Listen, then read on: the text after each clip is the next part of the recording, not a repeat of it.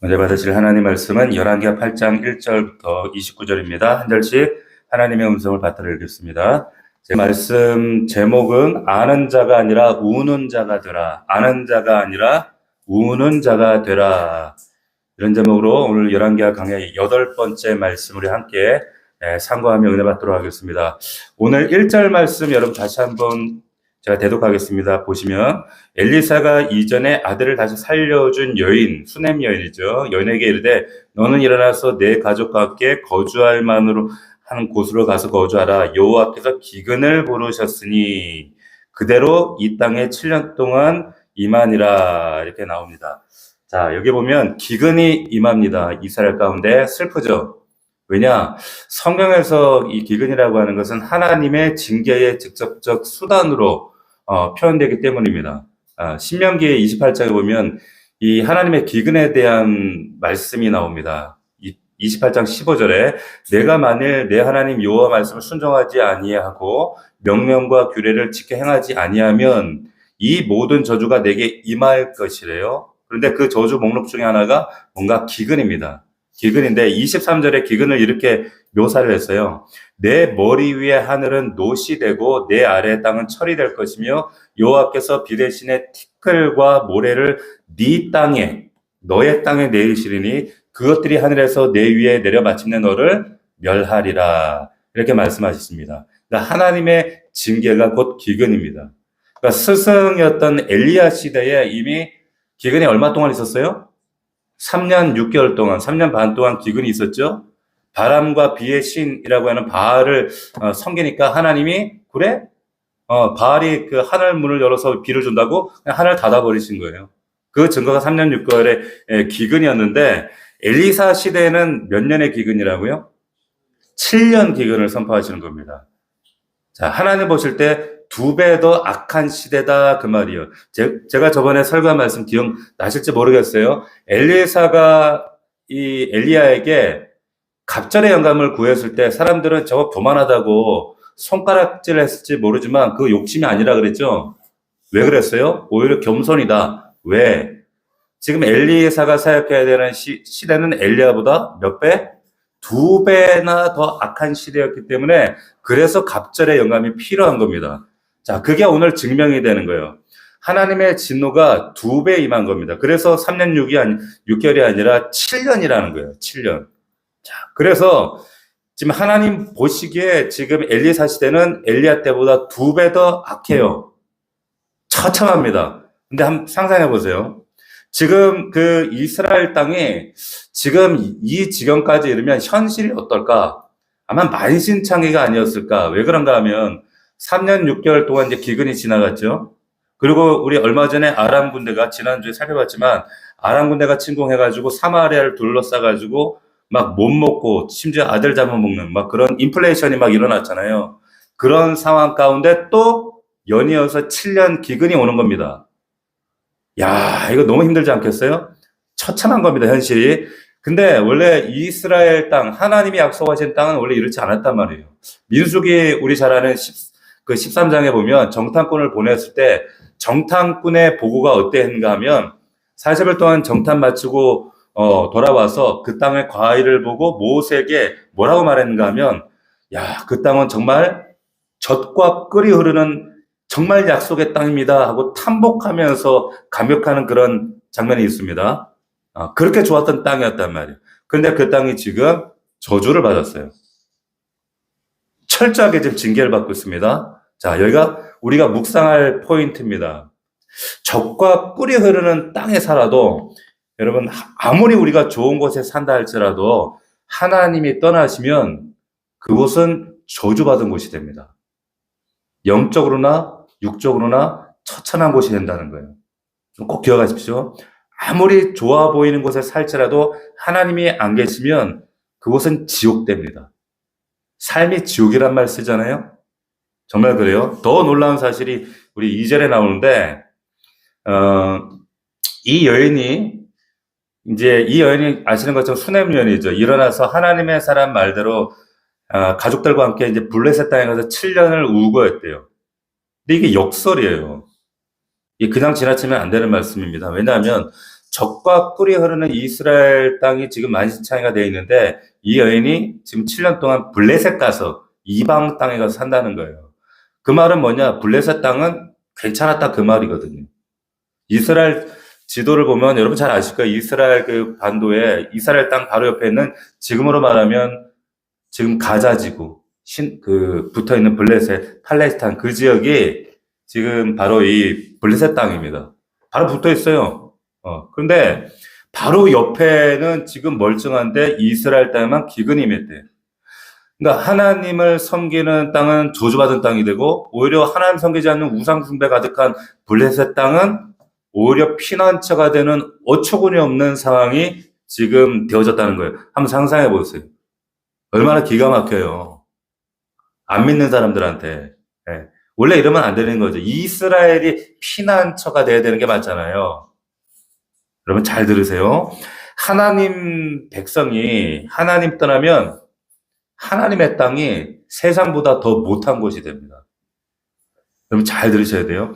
하나님 함께 하시는 이스라엘 땅이 하나님이 임재가 사라져 버리니까 하나님 섬기지 않는 블레셋 팔레스타인 땅보다 더 못한 곳이 돼요. 같은 땅이 된 게 아니에요. 더 못한 곳이 돼 버려요. 자, 우리와 우리 교회에게 한번 적용해 보겠습니다. 여러분 교회가 아름답습니다. 교회가 왜 특별해요?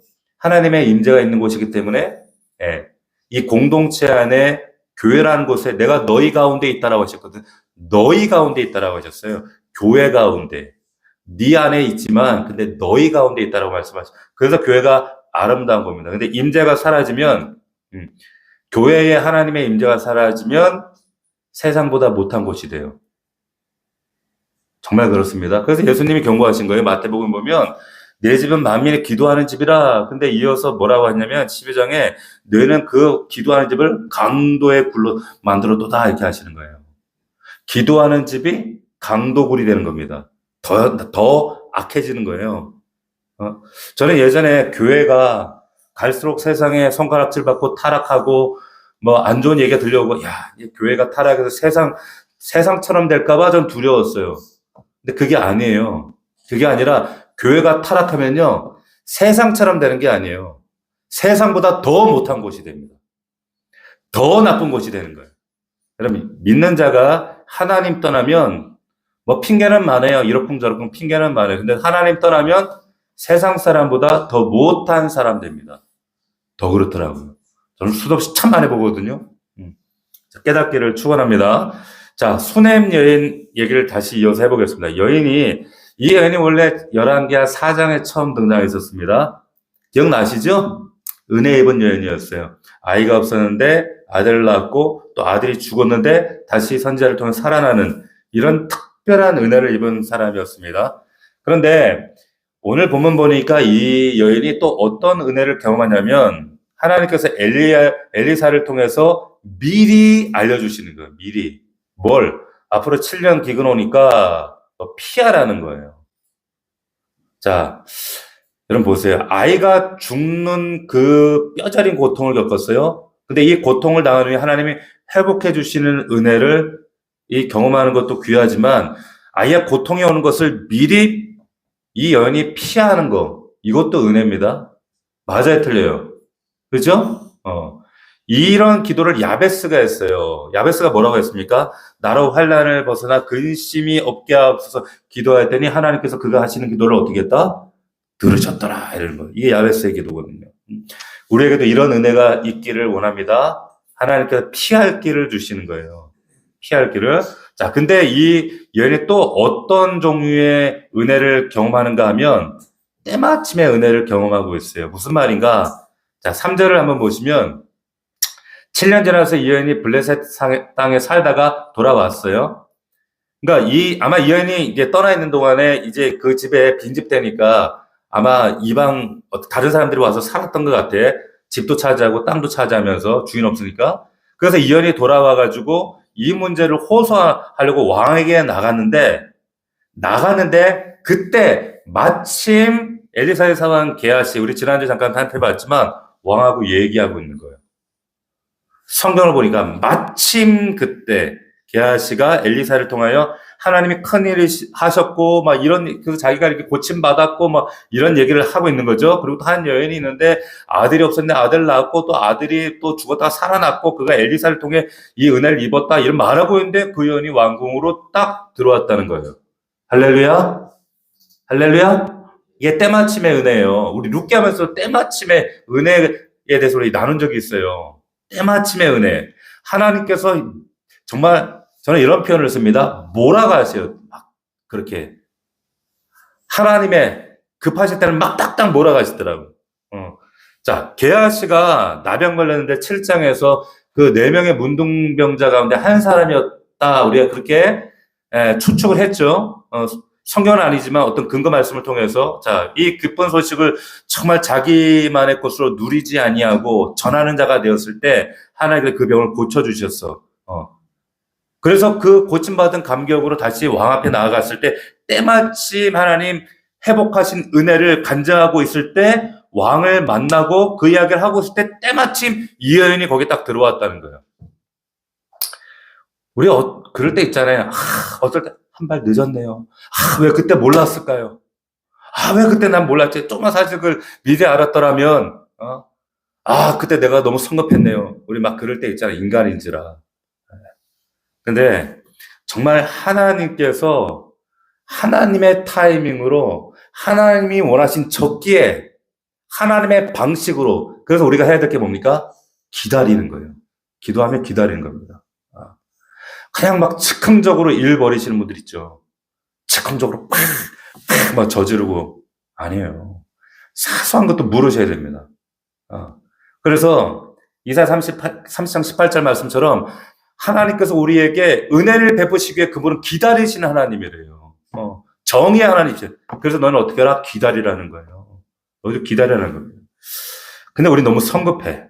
자, 또 여인이 은혜를 받습니다. 6절을 보시면 이런 말이 나오죠. 왕이 그 여인에게 물음에 여인이 설명을 한지라 왕이 그를 위하여 세상에 보세요. 관리를 임명합니다. 그리고 이 여인에게 속한 모든 것 땅에서부터 이제까지 그에 받은 소출을까지 계산해서 돌려주래. 이 말씀이 은혜가 되더라고. 보세요. 단지 땅만 돌려받은 게 아니라 하나님이 행하시면 어떻게 하시는가? 떠난 기간에 내가 상실했던 잃어버렸던 7년간의 소출까지 관리가 계산해서 해주는 거예요. 돌려주는 거예요. 이 여인이 얼마나 놀랐을까? 내가 뭐라고? 나한 사람을 위해서 국가가 지금 움직이는 거예요. 여러분 그런 경험 없으신가요? 하나님이 은혜 주시면 이 정도 은혜가 임하는 거예요. 나라가 막 갑자기 정책이 바뀌어요. 법이 바뀌어요. 갑자기 없었던 일이 생겨요. 국가기관을 동원해서 막 하나님이 역사해 주시는 거예요. 이게 기도하는 자에게 주신 은혜인 줄 믿습니다. 이 여인이 과거 은혜만 아니라 지금 새로운 은혜를 경험하고 있잖아요. 이전 엘리사가 아들 살려준 은혜, 과거 은혜 그거 받은 거에만 지금 매몰돼 있지 않습니다. 아들이 죽었다가 사는 큰 간증이잖아요. 근데 그 간증만 있으면 뭐예요? 오늘날의 간증이 있어요. 매일매일의 간증이 있어야지. 이 여인에게 매일매일 새로운 간증을 주시는 거예요. 할렐루야. 우리에게도 다 하나님 과거에 주셨던 은혜들 하나씩 다 있잖아요. 자녀들에게 하나님 우리 인생에 이런 행하셨어. 아빠가 이런 만남을 주셨어. 이런 변화의 간증들을 주셔서 말씀할 것들이 있지만 그거 언제까지 우려되실 거예요. 그죠? 놀라운 새로운 간증을 주시기를 축원합니다. 여러분의 옛날 과거 간증이 마지막이 되지 않기를 축원합니다. 자, 그리고 7, 8절 보니까 자, 여기 보시면 엘리사가 다메섹에 갔을 때 아람왕 베나닷이 병들었어요. 근데 왕에게 들리기를 하나님의 사람이 여기 왔다는 거예요. 아람 땅에. 그러니까 왕이 하사에게 이르되 너는 손에 예물을 가져서 하나님의 사람을 맞이해라 이렇게 얘기하는 거예요. 자, 이게 놀라운 얘기입니다. 여러분 별로 안 놀라시지만 좀 묵상을 하면 이거 굉장히 놀라운 얘기예요. 왜 그런가 하면 여기 적국이에요. 이게 지금 시리아, 다마스커스, 아람 나라 수도를 지금 적국에 지금 들어가고 있는 거예요. 안 놀라죠, 그래도? 하나님 믿지 않는 땅에 지금 엘리사 목사님이 간 거예요. 얼마 전에 죽이네 살리네 이랬는데. 근데 아람 땅이 막 들썩이면서 하나님의 사람이 여기 왔다고 막 난리가 난 거예요. 그래도 여러분 안 놀래잖아. 여러분들은 어느 정도 얘기해야 놀래냐면, 오늘 다음 주에 우리 교회 특성화로 아이유가 옵니다. 이러면 여러분 놀랄 거예요. 그죠? 우리 교회 박보검이 간증하러 옵니다. 이러면 진짜 절대 안 빠져. 그때는 안 빠지고. 언제 한번 내가 그런 날 만드는 날이 있으면 좋겠는데, 보세요. 지금 엘리사가 왔다는데 여러분 별로 안 놀래잖아요. 이게 놀래야 될 일이라니까. 보세요. 이게 무슨 얘기냐면, 지금 이게 왜 놀라운 얘기냐면, 지금 엘리사가 아람 왕까지 지금 나라 전체가 들썩일 정도로, 이게 왜 놀라운 얘기인가 하면, 여러분들이 기억하셔야 될 게, 엘리사가 엘리야에게 처음으로 사역을 계승받고 나서 첫 번째 기록된 에피소드가 뭔지 기억나시나요? 뭐였어요?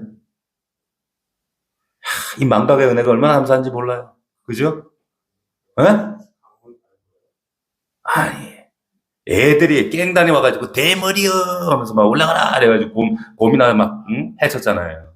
보세요. 막 깽들 애들 그 불량배들이 나와가지고 대머리여 올라가라, 대머리 올라가라. 이게 11개 이상이란 말이에요. 그죠? 근데 언제부턴가 누구도 엘리사의 외모 가지고 이 사람을 비하하거나 욕하는 사람이 있어요, 없어요? 없어요. 그날 이후로 단 한 사람도 엘리사 외모 가지고 얘기하는 사람이 없다는 사실 아세요?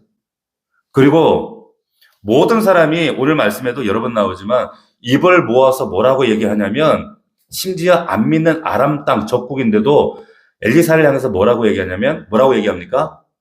하나님의 사람이래요. 하나님의 사람. 주의 종을 하나님의 사람. 자, 왜 제가 이런 말씀을 드리는가 하면, 우리가 좋아하는 그 말씀 중에, 사람은 외모를 보거니와 하나님은 뭘 보신다? 중심을 보신대요. 맞아요. 맞습니다. 우리는 사람이니까 외모를 보지. 사람 외모 봐요? 하나님 중심 보시죠? 근데 이 말씀 통해서 새로운 걸 여러분이 깨달으셔야 됩니다. 무슨 말이냐면, 사람은 분명 외모를 보는데 우리 인간도 결국 우리가 하나님의 형상을 닮았잖아요. 그렇기 때문에, 그런데 결국에는 사람도 그 중심을 보게 돼 있어요. 여러분 항상 외모만 봅니까? 보세요. 처음에 결혼할 때 우리가 외모 결혼 그 상대 배우자 구할 때 외모 봐요. 키 봐요. 여자애들 뭐 믿음 본다 그래도 청년들 보면 맨날 키 따지고 외모 따져요. 따집니다. 그런데 결혼하고, 제가 이제 올해가 25주년이 됐어요. 그런데 결혼한 지 지금 25년 됐는데 지금도 우리 아내가 저의 키와 외모를 볼까요? 안 볼까요? 예? 안 보죠. 부부싸움 하는데 뭐 남편 키가 작아서 싸우는 집 있어요? 예? 한 집도 없어요. 한 집도 뭐 남편이 키 작다고 싸우진 않아요. 그런데 뭐 때문에 싸워요? 마음의 키가 작다고는 싸워요. 마누라가 예전에는 이뻤는데 안 이쁘다고 결혼 30년 지났는데 지금도 그거 외모 가지고 싸워요? 안 싸워요. 근데 마음이 이쁘지 않다고 싸우는 거예요. 자, 갈수록 어때요? 내면이 부각이 되는 겁니다. 사람도. 그럼 사울을 잘 보십시오. 사울을 소개하는 사무엘상의 그 9장에 등장할 때 소개를 처음에 어떻게 하냐면 이렇게 등장을 시켜요. 그는 준수한 소년이었고 이스라엘 자손 중에서 그보다 준수한 사람이 없었대. 그리고 그의 키가 이스라엘 백성들보다 머리 하나 어깨 위에 더 있었대. 무슨 말이에요? 쉽게 오늘날로 얘기하면 아이돌이었다 이 말이 아이돌이었다. 박보검이었다 이 말이에요. 좀 더 와닿게. 박보검 몰라요? 신성일이었다 이 말이에요. 신성일. 신성일은 알죠? 응? 그 말했단 말이에요. 그러니까 성경을 읽다 보면, 근데 우리가 이후에 성경을 우리가 묵상을 하다 보면 사울이 그런데 잘생겼다는 생각이 드세요, 안 드세요? 이후에는 전혀 안 들어요. 오히려 뭐 잘생겼다는 말이 나오지도 않아요. 읽으면서 어떤 생각이 듭니까? 추하다는 생각이 들어요. 인간 참 추하다. 왜 나이 들어도 이렇게 추하게 들지? 추해 보여. 왜 그래요? 그 행동이 추하기 때문에 그렇습니다. 이후에는 사울이 잘생겼다는 말이 하나도 안 나와요. 사람들이 갈수록 그 사람을 추하다고 기피한단 말이에요. 그런데 엘리사는 반대라는 겁니다. 처음엔 대머리 벗겨주고 머리가 벗겨주고 애들이 막 조롱하고 그럴 정도로 근데 더 이상 그 외모를 주목하지 않아요? 왜? 하나님의 사람이고 존재가 아름다운 사람이더라 이거예요. 아름다운 사람. 여러분 그 교회 입구에 제가 그림으로 보신 분이 있을지 모르겠어요. 교회 입구에 우리 편성표 위에 그림 하나를 이렇게 하고 눈 이렇게 그려놨어요. 근데 제가 지난주 물어봤어요. 어떤 분들한테. 근데 그 그림을 해석을 못 하더라고요. 저는 좀 해석을 하시라고 제가 교회에 붙여놓은 그림이나 글귀는 다 의미가 있습니다. 반복된 메시지를 전하기 위해서요. 근데 그림을 옆으로 이렇게 뉘어 있는 그림이에요. 한편에는 웃는 얼굴, 한편에는 찌끄는 얼굴이에요. 잘 보시면. 근데 어떤 분은 그 풍뎅이 아니었어요? 이러더라고. 그게 마음이 그렇다는 거예요. 우리 마음이. 믿는 사람들은, 하나님의 사람들은 그 마음에서 빛이 나면 얼굴도 빛이 납니다. 빛이 나게 되어 있어요. 처음엔 외모를 보지만 시간이 갈수록 속 사람이 무르익으면 여러분 겉으로도 드러나게 돼 있다. 그 말. 그런 의미에서 제가 그림을 붙여놨는데 다들 이게 풍뎅인가 뭔가 해석을 잘 못하시더라고. 잘 보세요. 이후에 성경에 어떤 인물보다 하나님의 사람이라고 가장 많이 불린 사람이 엘리사입니다. 외모 얘기가 없어요. 속사람 관리 잘 하시기를 축원합니다. 여러분 금방 알아요. 대번에 알죠? 자, 이 하나님의 사람이 어떤 존재인가? 9절, 10절 보시면 하사엘이 그를 맞이하러 갈 때 다메섹의 모든 좋은 물품으로 예물을 삼아가지고 낙타 40마리 싣고 그 옆에 서서 이르되 당신의 아들 아들이래. 아람왕 베나닷이 나를 당신에게 보내 이르되 나의 이병이 낫겠나이까 하더이다 하니 엘리사가 이르되 너는 가서 그에게 말하기를 왕이 반드시 나으리라. 그러나 요 앞에서 그가 반드시 죽으리라. 라고 내게 알게 하셨느니라. 이렇게 전하라고 한 거예요. 하사엘에게. 자, 보세요. 하나님의 사람은 누군가? 하나님이 먼저 알려주시는 사람입니다. 하나님이 먼저 보여주시는 사람이에요.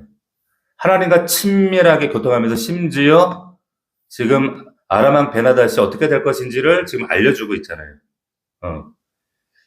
기억나시는지 모르겠지만 11개 4장에 보면 수네면이 아들을 죽고 그런데 이제 선자를 찾아가서 물은데 평안하냐? 평안합니다. 이러면서 이를 악물고 갔더니 엘리사가 딱 간파하는 거예요. 이상하다. 이 여인이 분명 슬픔이 있어서 왔는데 하나님이 내게 아무 말씀도 안 해주신다? 이런 말씀이 있어요. 왜 말씀 안 해주시지? 이 말은 뭐냐면 평소에는 알려주셨다는 거예요. 우리는 어쩌다가 하나님 말씀하시면 막 놀래 자빠지는데 엘리사는 말씀을 안 하니까 놀랬다 그러잖아요. 늘 들었다 그 말이에요. 기억나세요? 자, 여기까지 들으면 우리는 여러분들이 어떤 생각이 드냐면 막 주눅 들고 우리도 좀 하나님 음성 듣고 하나님 말씀을 좀 제대로 알아들었으면 좋겠다. 좀 미리 좀 하나님 하시는 음성과 하실 일들을 좀 보여주시면 얼마나 좋을까? 이런 생각 들어요? 자, 나도 엘리사 같은 사람 되고 싶잖아. 하나님 사람 되고 싶잖아. 근데 왜 나에게는 안 알려주실까요? 네? 우리 교회도 되게 민감하게 하나님의 음성을 잘 캐치하시는 분들이 있어요. 근데 어떤 분은 참 나팔을 불어도 못 알아듣는 분이 있어요. 근데 왜 그럴까? 응? 엘리사에게는 보여주시고 알려주는데 왜 나한테는 안 알려주는 거예요? 이유가 뭘까요? 힌트가 나옵니다. 11절, 12절. 자, 보세요. 11절, 12절. 하나님의 사람이 이 하사엘이죠. 그가 부끄러워하기까지 그 얼굴을 째려보는 거예요. 째려보다가 갑자기 울어요. 우니 하사엘이 말하는 거예요. 내 주에 어찌하여 웁니까? 그러니까 대답하되 내가 이스라엘 자손에게 행할 모든 악을 내가 알미라. 내가 그들의 성에 불을 지르며 장자를 칼로 죽이며 어린아이를 내치며 아이 벤 부녀를 가르리라. 자, 아시겠어요? 자, 하나님께서 계시해 주셔서 알게 된 엘리사가 어떻게 되냐면 하사엘을 보면서 째려보다가 우는 거예요, 갑자기. 울어. 앞날에 일어날 지금 끔찍한 사건을 알게 되면서, 자, 보통 사람 같으면 이걸 알게 됐어. 그러면, 하나님께서, 막 목소리 내려까면서, 막 신령한 하면서 내가 알았다고 막 자랑하지 않겠어요? 그런데 앞일을 알게 됐는데, 벌어질 일들이 막 너무 가슴이 아파서 애통해 하면서, 괴로워하면서 울어요. 그럼 보세요. 은사 가운데도, 여러 가지 은사 가운데, 이런 지식의 은사가 있어요. 지식의 은사 같은 경우 아주 드뭅니다. 뭐 지식 은사 받았다고 막 기도 나타나가지고 막 부당 짓거리하는 그런 가짜들이 많아요. 제가 만난 수많은 그런 가짜들 말고 봤던 예전에 미국 목사님이셨어. 예수 전도단이라는 그 목사님은 내가 유일하게 인정하는 목사님이었어. 그 외에는 다 가짜. 제가 수백 명을 봤다니까요. 다 가짜라니까. 믿지 마세요. 보세요. 지금 엘리사가 앞일을 먼저 지금 알 사람이 아니라 엘리사는 먼저 우는 사람이었어요. 그래서 오늘 말씀의 제목이 그거예요. 아는 자가 아니라 우는 자가 되라고 말씀드린 거예요. 뭐라고요? 아는 자가 아니라 우는 자가 되시라는 거예요. 왜 엘리사만 하나님 자꾸 보여주실까? 엘리사는 하나님이 알려주시면 마음으로, 하나님 마음으로 애통하며 울 줄 아는 사람이었어요. 근데 이 마음을 하나님하고 진짜 이건 신적 동화가 돼서 되지 않으면 이게 나오지 않는 눈물이거든요. 경험해 보셨나요? 왜 우리에게 안 알려주실까? 답이 자명해지잖아요. 나는 그냥 보통 사람들은 그래. 내가 신령한 사람인 거 자랑하고 싶거든. 그래야 안 그래요? 여러분, 이거 알고 싶은 이유가 뭐예요? 그 신령한 비밀을 알아서 뭔가 내 능력 자랑하고 싶어서. 그런 거 아니에요? 아니에요? 그래, 뭐 또 저만 그런 걸로 합시다. 근데 보통 우리는 나를 증명하기 위해서 능력을 구해. 근데 엘리사는 하나님이 알려주시면 하나님의 마음으로 우는 자였다는 겁니다. 이런 자에게 하나님이 은사 주세요. 이런 은혜 주십니다. 제가 과거에 어떤 분이, 이분도 이제 소위 말하는 이제 은사를 받았다고 하는데, 지식 은사인데, 막 죄를 까발리는 거예요, 사람들 앞에서. 그런데, 그 죄를 까발리면 그 사람도 막 자기 죄냐, 거기서 꼬꾸라지고 자빠지고, 들어보니까, 와, 이거 정말 입에 담을 수 없는 막 죄를 까발리는데, 그 사람도 꼬꾸라지고 막 그러더라고. 자, 물어봅시다. 이거 진짜일까요, 가짜일까요? 가짜입니다, 여러분.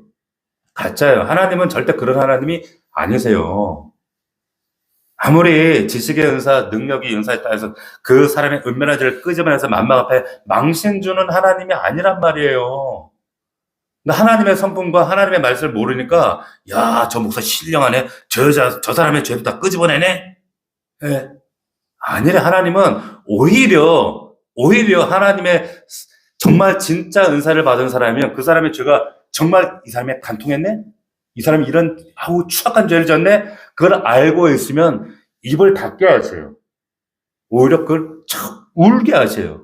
하나님, 저 사람이 하나님 앞에 이 처참한, 이 끔찍한 죄 저질렀습니다. 하나님 아시오니 저 사람 죄를 용서하여 주십시오 하고 울면서 기도하게 하시지, 신령한 죄, 회개요! 막 이러면서. 기도해 보면 이런 권사님들, 목사님들이 많잖아. 그렇지 않다니까, 여러분. 가짜라고요, 그거.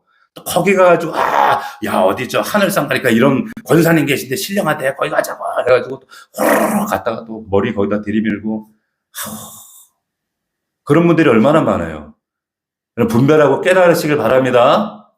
가짜에 속지 마시라는 거예요. 우는 자였다는 거예요. 그래서 예레미야도 보면, 이스라엘이 멸망한다 알려주니까 예레미야의 반응이 뭐라고 나왔냐면, 내 눈물에 그 눈물이 그치지 아니하고 쉬지 않고 눈물이 흘러내리니, 그래서 눈물의 선지자라고 얘기하는 거예요.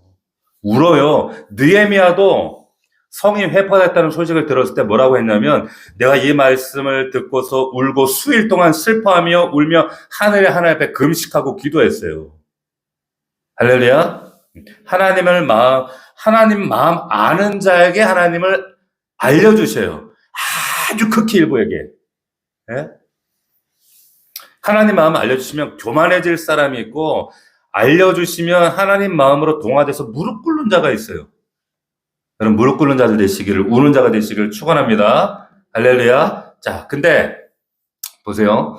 본문으로 돌아가서 에딜사를 통해 이 하사엘이라는 사람이 자기가 왕 될 걸 알았어. 미래를 알았잖아요. 근데 이 사람이 어떻게 하느냐? 14, 15절을 보시면 그가 엘리사를 떠나가서 그의 주인 이제 왕에 간 거죠. 나아가니 왕이 그에게 묻되 엘리사가 내게 무슨 말 하더냐 하니 내게 이르기를 왕이 반드시 살아나리라 하더이다 하더라. 맞죠, 그죠? 15절 그 이튿날에 하사엘이 이불을 물에 적셔서 그 얼굴에 덮어하고 죽여버리는 거예요. 왕을. 하사엘이. 보세요. 이런 식으로 일하는 사람들이 있어요. 하나님 말씀 들어도. 잘 들으세요. 무슨 말이냐면 지금 하사엘이 그날 세 가지를 알았어요. 첫 번째, 베나다시 죽는다. 그리고 하사엘 네가 왕이 된다. 그리고 왕이 되고 네가 이스라엘 백성들에게 차마 못할 짓들을 네가 할 거다. 막 배를 가르고 애를 끄집어내서 애를 뭐 더 맺히고 막 이런 일을 한다고 하잖아. 이거 할 것이다. 이걸 알았으면 하나님의 사람이 예언했으면 가만히 있어 왕이 될 거 아니에요. 근데 이 사람이 이걸 어떻게 성취하느냐? 손에 피를 묻혀요. 자기 손에. 네? 죄를 지음으로 이 미래를 하나님의 일을 성취해버립니다. 지가 대신해서. 가만히 기다려도 되는데 죄지지 않고 그럼 아람 왕 되는 거 자기가 되는 건데 굳이 기다리지 못해서 조급해서 죄지하며 약속을 성취하고 이렇게 범죄하게 돼요. 어리석은 사람. 하사엘을 통해 우리에게 이런 모습 없는 죄를 깨달으셔야 됩니다. 조급해서 물어보지 않아서 하나님이 약속하고 상관없이 지의가 앞서서 설치다가 결국 망하는 거예요. 옛날에 여러분 리브가가 이랬어요. 리브가가 누구죠? 이삭의 아내잖아요. 그죠? 하나님께서 창세기 25장에 보면 미리 리브가에게 예언의 말씀 주셨습니다. 네 뱃속에 쌍둥이가 있는데 큰 자가 작은 자를 섬길 거다. 자, 이 말씀 들었으면 겸손히 기다리고 기도하고 어떻게 성취되는가 기도하면 되잖아. 그런데 이 여자가 기다리지를 못해. 남편 속여. 이 일을 성취하려고 막 이 일을 꾸미잖아요. 그 결과가 어떻게 됐습니까? 죽을 때까지 그토록 사랑하는 야곱을 죽을 때까지 못 봐요. 죽고 나서 야곱이 이제 에서랑 장사 지낸단 말이에요. 자, 그러니까 리브가가 만약에 앞서지 않았다면 기다렸더라면 야곱 인생이 어쩌면 달라졌을지 몰라요. 그렇지 않습니까? 그러니까 바로 왕 앞에 야곱이 섰을 때 너 나이가 몇이냐라고 바로 왕이 물었을 때 야곱이 뭐라고 했습니까? 내 나이가 몇인데 내가 험악한 삶을 살았습니다. 라고 했어요. 어머니 리브가 때문에 험악한 삶을 산 거예요. 그래서 이사야 30장 18절 보면 여호와는 공의의 하나님이시니 그를 기다리는 자는 복이 있도다. 할렐루야. 기도하며 기다리는 거예요. 자, 그리고 19장에 이 하사엘 이름이 여러분 좀 등장했는데 이게 사실은 열왕기 상에 이 하사엘 이름이 등장했던 거 아세요? 아세요? 대답도 아니요. 자, 어떤 상황이냐면 열왕기상 19장에 엘리야가 막 갈멜산에서 승리한 직후에 막 또 혼자 실망해가지고 변덕 떨다가 뭐 로뎀 나가서 죽니 사니 막 살려내니 막 이랬잖아요. 그러다가 그때 하나님께서 회복시켜 주셨는데 이런 말씀하셨어요. 뭐라고 했냐면 여호와께서 엘리야에게 너는 네 길 돌이켜 광야를 통해서 다메섹 가서 이르거든 하사엘에게 기름 부어 왕이 되게 해라 그랬어요. 엘리야에게 한 얘기입니다. 그때 엘리야를 통해서 또 뭐라 그랬냐면 또 니미시 아들 예후에게 기름 부어 이스라엘 왕이 되게 하고 또 아벨 모홀라의 사바세 아들 엘리사에게 기름 부어 널 대신하여 선지자가 되게 해라. 그러니까 열왕기상 19장에서 엘리야에게 줬던 세 가지 사명, 명령. 첫 번째 뭐라고? 하살에게 기름 부어라. 두 번째 예후에게 기름 부어라. 세 번째 엘리사에게 기름 부어라. 이 세 가지였어. 엘리야에게. 근데 잘 한번 생각해 보세요. 이 세 가지 엘리야가 했어요, 안 했어요? 안 했으니까 지금 엘리사까지 왔지. 그 생각 안 해보셨어요? 응? 엘리야가 이 세 가지 사명을 했을 때 보면 엘리사만 기름 부어가지고 세우고는 나머지 두 가지는 안 했어요. 그리고 그리고는 혼자 하늘로 휙 올라가 버리고 끝나버리네? 예. 그리고 11개상 끝나버려요. 자, 다시 한번요. 첫 번째, 하살에게 기름 부어라. 예후에게 기름 부어라. 또 엘리사에게 기름 부어라. 자, 그런데 앞에 두 가지는 안 지켰어요. 마지막을 했는데, 이거 놀라야 될 일 아니에요? 그리고는 사명 감당 안 하고 그냥 11기하 2장에서 휙 올라가 버렸단 말이에요. 근데 오늘 보니까 11기하 8장에 와서 엘리야에게 주었던 사명인데 분명히 그 못다한 사명을 엘리사가 지금 감당하는 거예요. 그리고 뒤에 가면 또 예후에게 기름 부어 왕을 세웁니다. 자, 엘리야의 이 마지막 사명 세 가지를 엘리사가 두 가지를 했다는 거예요. 이게 중요한 겁니다. 하나님의 사람 이 엘리야가 마무리지도 하지 못하고 자기 인생 사명도 중단해버리고 혼자 천국 간다고 휙 가버렸는데 그런데 그의 일을 엘리사가 기억하고 있다가 아람 땅 가서 다메섹 가서 왜 엘리야가 이 사명을 감당을 안 한 건지 못한 건지 까먹은 건지 그 이유는 성경에 안 나오지만 그런데 왜 어떻게 뒷마무리를 안 하고 왔을까? 그러니까 근데 우리가 초점이 왜 사명을 감당하지 못한 엘리야냐가 아니라 중요한 것은 스승이 감당하지 못한 이 사명을 엘리사가 지금 감당해 냈다는 게 귀한 거더라고. 할렐루야. 잘 기억하세요. 무슨 말이냐면 우리에게 한번 적용해 보면 이런 겁니다. 자, 우리 눈에 이런 게 있잖아요. 우리 믿음의 선배들이, 선조들이, 우리 믿음의 부모들이 좀 기도하고 좀 더 감당해줬더라면, 저 같은 경우는 그래요. 우리 목사님들하고 만나면 요즘에 워낙 교회들이 어렵고 힘들고 상황이 있으니까 우리 선배 목사님들이 조금만 더 정신 차리고 목회를 잘해줬더라면 지금 한국교회가 이지르지 않을 텐데, 이런 상황이 안 됐을 때, 그럼 우리가 목회하기 얼마나 좋았을까? 목사님들이 그런 얘기를 할 때가 있더라는 거예요. 근데 제가 오늘 말씀 보면서 깨달았어요. 엘리야 탓할 필요가 없다는 거예요. 엘리야가 못한 거 엘리사가 하면 됩니다. 할렐루야? 자, 어떤 집사님이, 모 집사님이, 그 모 집사님이 이 자리에 계시지만, 그러더라고. 저는 우리 부모님이, 기도해 주시는 부모님이 계시는 집이 제일 부럽다, 그러더라고. 우리 부모님 좀 더 믿으시고, 우리 부모님이 좀, 나 위에 좀 기도 좀 더 해주시고, 누구는 뭐 부모가 기도해줘서 이렇게 뭐 잘 됐다 그러고, 기도해 주는 사람이 있다고 하는데, 나 그게 너무 부러워요 하는데, 원망할 필요 없어요. 없어요? 엘리야 원망 안 하잖아요. 내가 엘리사가 하면 되는 겁니다. 할렐루야? 내가 엘리사 하면 되는 거예요. 그 말은 뭐냐면 선배가 못했던 부모가 못해줬던 그거 뭐냐면 그 아쉬운 것 있죠. 그 아쉬운 거 그게 뭐냐면 내게 사명이에요. 아멘? 내게 사명이라는 거예요. 엘리사의 사명이라는 거예요. 그 사명 꼭 성취하시기를 주의 이름으로 축복합니다. 할렐루야. 마지막으로 16절. 자, 16절에 보시면 이스라엘 왕 아합의 아들 요람 제5년에 요사밧의 유다 왕이 되었을 때 유다의 왕 요사밧 아들 요람이 왕이 되니라. 요람이 왕 될 때 나이가 30에서 예루살렘 동안 통치하니라. 그가 이스라엘 왕들의 길을 가서 아합의 축과 같이 하였으니 이는 아합의 딸이 그의 아내가 되었습니다. 그가 유아 보시기에 악을 행하였더라. 이렇게 나와요. 자, 보세요. 이 아하시아, 뒤에 보면 아하시아 왕에 대한 평가도 나오는데 똑같습니다. 어머니가 아달랴인데 이스라엘 오므리 손녀예요. 그러니까 아합과 이셉의 딸이라는 거예요. 그러니까 보시면 아하시아가 아합의 집 길로 행하여 아합의 집과 같이 여호와 보시기에 악을 행하였으니 그는 아합의 집의 사이가 되었음이라 이렇게 나와요. 자, 둘 다 여기 악한 왕이 된 이유는 하나예요. 뭐예요? 결혼 잘 못해서예요. 결혼 잘못해서. 잘 보세요. 18절에 그가 이스라엘 왕들의 길을 간 이유는 아합 집과 같이 된 이유는 뭐냐? 아합의 딸과 결혼했기 때문에. 27절에도 아합 집의 사이가 되기 때문이에요. 교훈은 단순합니다. 결혼 함부로 시키면 안 됩니다.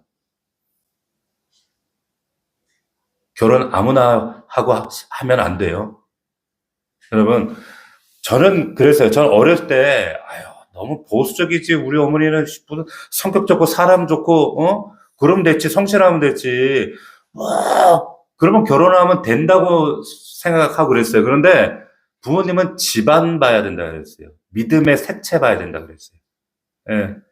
그러나 불타는 또 정의감에서 하고, 뭐는 그 고리타분한 얘기를 요즘도 그런 얘기 하냐고, 그러면서 말도 안 된다고, 아니에요. 그런데 결혼은 집안과 집안의 결합입니다. 성경대로 말씀드리는 성경대로. 그러니까 집안 보셔야 됩니다. 영적 유산 보셔야 돼요. 아합 집안과 결혼해서 지금 나오는 뒤에 두 집안이 지금 2대에 걸쳐서 망했다 이렇게 얘기가 나와요. 여러분, 불신자와의 결혼이 위험할 수 있습니다. 오해하지 마십시오. 우리 정혜중 사람도 한때 불신자였습니다. 그렇죠? 그러니까 결혼함으로 물론 불신자를 구원할 수는 있어요. 할렐루야. 근데 여러분 명심할 게 있습니다. 뭐냐면 위로 끄는 힘보다 아래로 당기는 힘이 훨씬 큽니다. 뭔 얘기인지 아시겠어요? 그거 지금 높아심으로 말씀드린 거예요. 위로 당기는 것보다 아래로 당기는 힘이 더 힘이 세다니까 절대 쉽지 않아요. 귀한 열매들이 있다는 것도 압니다. 불신자도 구원해야 되죠. 그런데 엄청난 싸움이 있다는 것도 여러분 아셔야 됩니다. 반드시 아셔야 된다는 거예요. 그래서 믿음의 집안인가 보셔야 된다는 거예요. 아합의 딸, 공주, 그리고 엄마 아빠가 왕족이에요? 재벌이에요? 환상이지. 근데 공주라는 거 그런 거 속지 말라는 거예요. 네? 외적인 거 돈 많다고 그런 거 속지 말라는 거예요. 세상 기준 따라가지 말라고 얘기 드리는 거예요. 기도가 살아있는 집안인가? 하나님만 최고라는 가정인가? 이거 보셔야 된다는 거예요. 할렐루야? 그래야지 우리가 구별된 자들, 선별된 자들 아니겠어요? 19절 한번 보시겠어요? 여호와께서 그의 종 다윗을 위하여 유다 멸하기를 즐겨하지 아니하셨으니 왜냐하면 그와 그의 자손에게 항상 등불 주겠다고 말씀하셨기 때문이라는 거예요. 그러니까 아합 집안하고 다윗 집안을 지금 싸매시는 거 보세요. 아합 집안하고 완전 다르잖아요. 아합 집안은 그냥 그 길로 가다 망하는데 다윗 집안이기 때문에 살려주신다잖아요. 중요한 거예요. 우리 집안이 다윗 집안 되기를 축원합니다. 할렐루야. 네, 말씀 마치겠습니다. 오늘 이 시대가 2배로 악한 시대입니다. 하나님이 떠나면 그게 기근입니다. 징계입니다. 교회에 하나님의 임재가 사라지면 정말 세상과 같아지는 게 아니라 세상보다 더 못한 곳이 됩니다. 날마다 하나님의 은혜가 있는 곳이 가정과 교회가 되길 원합니다. 수냄예의 은혜, 때마침의 은혜, 새로운 은혜 구하시기를 축원합니다. 엘리사처럼 하나님의 사람으로 우리가 외모가 중요하지 않습니다. 마음에 빛이 나는 사람 되기를 원합니다. 그리고 아는 자가 아니라 우는 자가 되십시오. 우는 자가 되시면 하나님이 알게 하십니다. 꼭 기억하십시오. 그리고 우리 엘리사는 엘리야 욕하지 않았습니다. 원망하지 않았습니다. 아쉬운 거는 사명입니다. 엘리사의 사명입니다. 부모 원망하지 마세요. 누구 원망하지 마십시오. 아쉬운 거 사명입니다. 결혼이 중요합니다. 우리 가정을 다윗 집안으로 세우기를 주의 이름으로 축원합니다. 기도하겠습니다. 오늘 말씀 붙잡고 하나님 이 말씀이 우리에게 약속과 다짐과 결단되게 하옵소서. 우리 주여 세 번 부르고 통성으로 기도하겠습니다.